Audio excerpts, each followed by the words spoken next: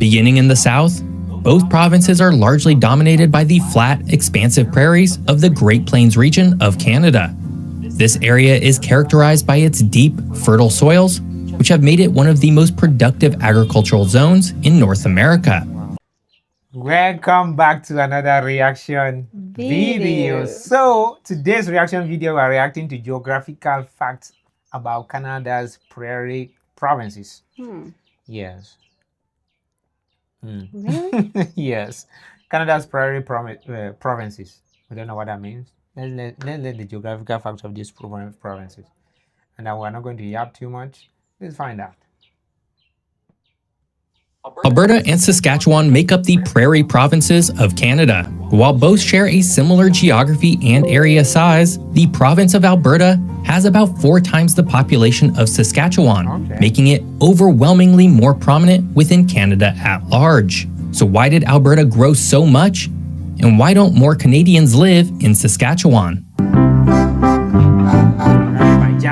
Today we're off to the prairie provinces of Canada, which could only be Alberta and Saskatchewan. If you're not familiar with either of these provinces, you're about to learn quite a bit, particularly why, despite their overall similarities, they've grown in dramatically different ways. And as usual, we're going to find that geography has a big part to play in today's story. But first, if you want more geography by me, be sure to check out my recent podcast episode all about the geography underpinning the U.S. Postal Service. We dive deep into one of the most foundational institutions of the United States and how they carved up the country into zip codes. You can watch right here on YouTube or listen on whatever app you prefer. All links are in the description below. Thank you. Canada's westward expansion. Saskatchewan and Alberta are 2 provinces in Western Canada, each with their own fascinating history of Indigenous First Nations tribes and pathway to... That Saskatchewan almost looked like a rectangle, just... And Alberta looked like a trapezoid. You know, like somebody used a ruler just to be like, yep. Let me do this. Let me cut this out. I don't have time. It was a Wednesday afternoon. I had to be for a confidential meeting. Saskatchewan and Alberta are 2 provinces in Western Canada, each with their own fascinating history of Indigenous First Nations tribes and pathway to becoming part of Canada today. Prior to European exploration, both were home to a wide range of tribal nations. In Saskatchewan, the Cree, Saulteaux, Dene, Dakota, and Nakota peoples thrived, while Alberta was primarily inhabited by the Blackfoot, Tsuut'ina, and Stoney Nakoda, with significant presence of Cree and Métis communities as well. The lives of these First Nations tribes were deeply connected to the land in both provinces, with cultures and economies primarily centered around bison hunting, fishing, and gathering. The bison, particularly crucial to the prairie tribes, played a central role in their sustenance, spirituality, and community structure. The European exploration and subsequent colonization phase began in earnest in the 1700s. Both Saskatchewan and Alberta became part of Rupert's Land, a massive territory under the control of the British Hudson's Bay Company, which traded extensively in furs with Indigenous peoples. By the late 1800s, the Canadian government, eager to expand westward, acquired these lands from the Hudson's Bay Company, paving the way for increased settlement under the Dominion Lands Act. It was this period of time that marked significant upheaval for the First Nations. The arrival of European settlers led to displacement of villages, altered the natural landscapes, and the eventual decimation of the bison herds that were vital. I just have a question. Like, this First Nation, it's sure that the native people of the land. But there's a question. Okay. Where did they come from on that land? Was during a fight? I'm asking, like, they are there. Those native Canadians that when Europeans came to Canada, they were already there, right? Where did they come from? Like, yeah, where did they come from? Is it possible there was another civilization in the past that went extinct and we never know about it? Because these people definitely came from somewhere. Yeah, they are actually from maybe different part of the world, fighting, running, decided to come and settle in Canada. And they settled in Canada and claimed that they're the natives of Canada, right? Because they were like the first people to get there. Yeah, you're smart. That's why you had 19 and 20. To the economies and ways of life for the Indigenous population. Treaties, such as Treaty 2, Treaty 4, Treaty 6, Treaty 7, Treaty 8, and Treaty 10 were negotiated between the First Nations and the Crown, ostensibly to ensure peace and coexistence. However, these treaties often led to the relegation of Indigenous peoples to reserves, fundamentally changing their traditional lifestyles. The construction of the Canadian Pacific Railway in the 1880s further accelerated settlement in the region. The railway brought a flood of immigrants who established farms and towns, and with them, new social and economic structures took root. The growing settler population eventually led to the establishment of the provinces of Alberta and Saskatchewan from the Northwest Territories, and both were inaugurated on September 1st, 1905. As provinces, both Saskatchewan and Alberta experienced rapid development. The early 1900s was a time of economic boom, driven by agriculture and, later in Alberta, the discovery of oil. These economic opportunities continued to attract people from across Canada and other parts of the world, shaping the multicultural demographic that is characteristic of the region today. Alberta and Saskatchewan share a lot in common, including an expansive and intimidating physical geography. But before we get to the geography of these two Canadian provinces, if you're enjoying this video, hit that subscribe button. More fun geography videos are just a single click away. Let's do the same for us. Subscribe. The Prairie province. Saskatchewan and Alberta, two of Canada's prairie provinces, are incredibly vast. What do they mean by prairie? Why did he spell that Saskatchewan and Saskatchewan? Oh, is that how it was spelled before? Saskatchewan. Or Saskatchewan. Let me see. Saskatchewan. Saskatchewan is a town in Saskatchewan. The capital of Saskatchewan is Regina, right? Saskatchewan and Alberta, two of Canada's prairie provinces, are incredibly vast. And what we're going to find out is that, despite some differences in the far west, both provinces broadly share the same physical geography. Beginning in the south, both provinces are largely dominated by the flat, expansive prairies of the Great Plains region of Canada. This area is characterized by its deep, fertile soils, which have made it one of the most productive agricultural zones in North America. The flatness is occasionally broken by the rolling hills and valleys carved by ancient glaciers, with numerous lakes and wetlands dotting the region, remnants of the last ice age. Moving north, the terrain begins to change due to the vast Saskatchewan River system, which serves as a vital water resource and a key artery for the region's biodiversity. The river's expansive basin supports a mix of grassland, aspen parkland, and boreal forest, creating a huge range of habitat for a vast quantity of plant and animal species. The central region of both provinces is home to the aspen parkland, a transitional biome between the prairie to the south and the boreal forest to the north. This area is characterized by patches of aspen trees interspersed with grassland, providing a unique ecosystem where agricultural lands coexist with natural woodlands. As one travels further west, the foothills of the Rocky Mountains begin to rise dramatically from the landscape. This area marks a significant shift in topography, where the rolling hills gradually give way to the sharp peaks and rugged terrain of the Rockies. This region is less suitable for agriculture, but rich in minerals and forest resources. The change in elevation also brings a cooler climate and increased precipitation, which supports dense coniferous forests. It looks like those places that we used to see in Banff National Park and Jasper National Park, right? Looks like Also brings a cooler climate and increased precipitation, which supports dense coniferous forests and a variety of alpine flora and fauna. Finally, the far northern areas of both provinces are dominated by the expansive boreal forests of Canada and a vast array of freshwater lakes, including Lake Athabasca, the largest lake in both provinces. Interestingly, northern Saskatchewan's northern geography is at least partially broken up by the Athabasca sand dunes, one of the most northerly active sand dune formations on Earth. But while both provinces share a lot of similar geography, one area they differ is the Rocky Mountains. This mountainous areas of western Alberta is not only striking for their breathtaking vistas, but also for their ecological importance. The Rockies are a crucial watershed, feeding major river systems that flow eastward across the prairies.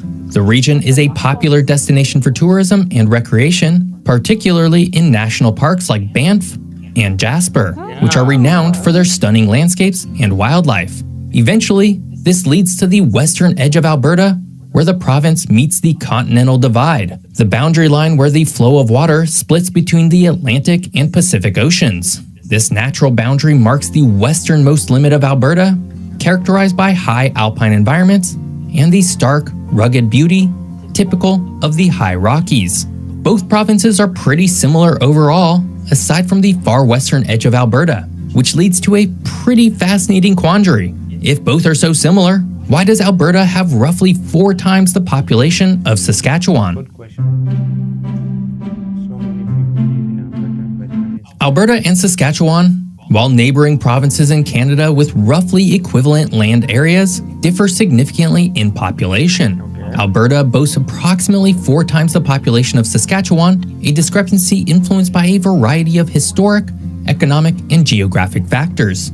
One of the primary reasons for this disparity is the economic development paths chosen by each province, particularly in relation to natural resources. Alberta has been endowed with substantial oil and gas reserves, particularly in areas like the Athabasca oil sands, which are among the largest oil reserves in the world. According to reports, Canada and Alberta specifically hold somewhere around 174 billion barrels of oil, roughly 10% of the world's entire supply. What? now that makes Which oil are sense. they talking about? Crude oil. Engine oil. That makes sense now when they say Canada is supplying a lot of oil to the United States. In places like North Dakota, California. Wyoming, and places like that. Wow.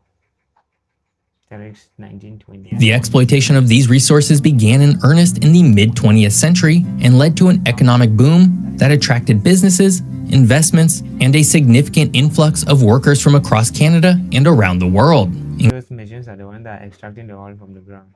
These are machines that extract oil from the ground. Yeah, they're in the line. Yeah. Significant influx of workers from across Canada and around the world. In contrast, Saskatchewan's economy has traditionally been dominated by agriculture, with wheat and other grains being staple products. Although Saskatchewan also has mineral resources, including potash and uranium, and has experienced its own resource-driven economic booms, the scale and global impact of its industries have not reached the same level as Alberta's oil sector. The agricultural sector, while significant, does not typically generate the same level of wealth or attract the same degree of urban migration as oil and gas. Another factor is the urbanization trends in both provinces. Alberta is home to 2 major urban centers, Calgary and Edmonton, which are among the largest and fastest growing cities in Canada. These cities have become economic and cultural hubs for both the province and country, offering more job opportunities, educational institutions, and amenities than are available in Saskatchewan. The concentration of universities, international airports, and corporate headquarters makes Alberta a more attractive destination for both domestic and international migrants seeking opportunities and urban lifestyles. Geographically, Alberta also offers a more varied landscape, which has contributed to its appeal. The proximity to the Rocky Mountains provides scenic beauty and recreational opportunities that are less accessible in the flatter terrains of Saskatchewan. This geographic appeal has bolstered tourism and attracted permanent residents interested in outdoor activities such as skiing, hiking, and mountain biking. Banff National Park is the most visited Alberta tourist destination and one of the most visited national parks in North America, with more than 3 million tourists annually. Government policies have also played a role in shaping the population dynamics of the 2 provinces. Alberta's tax regime, notably the absence of a provincial sales tax and historically lower personal income taxes, has made it financially attractive to individuals and businesses alike. So that means that each province get to also make their own laws, their economic, political laws, and stuff like that. That's nice. So that like almost like semi countries by themselves. Yeah, which is, I think for me is really nice. So it makes the governor feel like a president. Yeah. I think we need to find out the richest Canadian provinces. Right. Yeah. We need to find out and see which one is making more money, is giving more bang for the buck. Personal income taxes has made it financially attractive to individuals and businesses alike. Is it this Alberta that they always said that was insisting to join the United States? It said, I think there's the one that wanted to insert separate from Canada. He wanted to join the United States. It's Quebec that wanted to separate as a separate country. Okay, maybe Alberta is the one that wanted to join United and be the 51 state. It's 51st state, yeah. Sure. I don't know if that is still happening. But No, that's no longer happening. as the Prime Minister of Canada said, yeah, It's no longer happening. copy that. Additionally, Alberta's aggressive investment in infrastructure and public services, funded by oil revenues, has improved the quality of life, further drawing people to the province. Finally, the global perception and branding of the provinces have influenced their population growth. Alberta has successfully marketed itself as a land of opportunity due to its booming energy sector and vibrant cities. In contrast, Saskatchewan is often perceived more for its pastoral and quieter lifestyle, which might not attract the same level of internal and external migration. Today, Alberta would be led in population by the overwhelmingly dominant metro areas of Calgary with 1.5 million people and Edmonton with 1.4 million people. After that, however, the population numbers drop quickly. Lethbridge, Alberta has about 123,000 people, and Red Deer with only 101,000. Saskatchewan has a similar, though less prominent population pattern. The province is dominated by the Saskatoon metro area with 352,000 people and Regina with 249,000, followed by the much smaller cities of Prince Albert with 46,000 people and Moose Jaw with 35,000 people. But one way that Saskatchewan is unique is that, unlike every other province, it has no natural borders. Saskatchewan is very unnatural. Saskatchewan, with its distinctive rectangular shape, is unique among Canadian provinces for having borders defined entirely by lines of latitude and longitude rather than natural geographic features. This distinct delineation emerged from a combination of historic decisions and Saskatchewan is defined by a grid square. Greek square. Grid square is like in map reading, right? You know, like grid squares. They do like 70, easting 74, 21. Eastings and westings. Oh my God, it's so nice. I've not known that much about Saskatchewan. CC parallel. Yeah, The parallel line. the 49 parallel and the 60th parallel. nation emerged from a combination of historic decisions and geographic planning that aimed to facilitate administrative efficiency during the westward expansion of Canada. The origins of Saskatchewan's borders date back to the late 1800s and early 1900s, during a period when the Canadian government was actively encouraging settlement in the western parts of the country. The area now known as Saskatchewan was initially part of the vast expanse known as the Northwest Territories. The push for provincehood and the establishment of defined borders was influenced heavily by the expansion of the railway and the desire to create administratively manageable regions that would be attractive to settlers. In 1905, Saskatchewan was established as a province. Its borders were drawn quite deliberately as mostly straight lines. The 49th parallel marks its southern boundary, while the 60th parallel delineates its northern edge. To the east and west, the 102nd and 110th meridians, respectively, set its boundaries. These lines were chosen to create a jurisdiction that was easy to govern and map, created by the Dominion Land Survey system. Though it should be pointed out that while Saskatchewan's eastern boundary does roughly follow the 102nd meridian, it occasionally zigs to account for the curvature of the Earth. This approach to border creation was somewhat at odds with the more organic processes that shaped the borders of older provinces like Quebec and Ontario, where natural features such as rivers and lakes frequently defined boundaries. In Western Canada, the vast, open prairies lacked prominent natural features that could serve as convenient or obvious borders over such large areas. As such, the choice to use geometric borders for Saskatchewan was implemented by the Dominion Land Survey, which sought to impose a grid-like pattern on the landscape to systematize land division and simplify legal land descriptions. In many ways, Saskatchewan's borders are not dissimilar from the U.S. states of Utah, Colorado, and Wyoming, where boundaries were set based on straight lines as opposed to natural features for the ease of administration. The Prairie provinces have very different populations, primarily due to Alberta having such an incredibly vast amount of oil underneath it. This jump-started the otherwise nascent provincial economy of Alberta in a way that Saskatchewan never really experienced. And unless something changes, Alberta likely will always be considerably larger than Saskatchewan. I hope you enjoyed learning all about Alberta and Saskatchewan in Canada. Yes. If you did, please subscribe. We did.